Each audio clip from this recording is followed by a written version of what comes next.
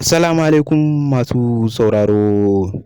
Ina muku sallama irin ta addinin Musulunci kuma sannunku da jimirin sake kasancewa da mu a cikin wannan tasha tamu mai albarka inda kuka ji cewa Abba Kabir Yusuf Gawuna ya fito ya nuna takaicinsa a bisa aure da zai ce zai yi wa wannan shahararriyar TikTok ɗin mai suna Murja Kunya.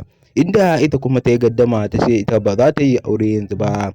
Mai sauraro, inda wannan ne farkon ziyartarka a cikin wannan tasha tamu mai albarka, ka daure ka danna mana subscribing kana ka danna mana alama kararrawa domin samun fitattun labaranmu da zarar mun dora.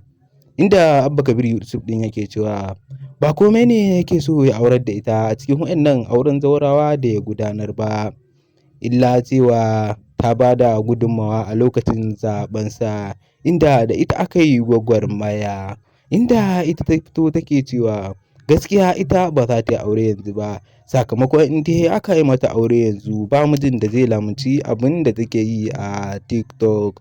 Inda take cewa ita kuma gaskiya neman kuɗi take yi a TikTok ba komai ba. So da yawancin mutane suna cewa abin da ya sa ta ƙi yin wannan aure, so take wai duk wani ɗan iska a ƙasar nan ta Kano ya biyo bayanta. Amma har yanzu jita-jita ce ba tsaida maganar da ta faɗa ba. To shi Abba Kabir Yusuf Gawuna ya fito ya ce to Allah ya zaɓa mata miji na gari, tunda ya ce zai aurar da ita taƙi, to Allah ya sa hakan shi ya fi alheri.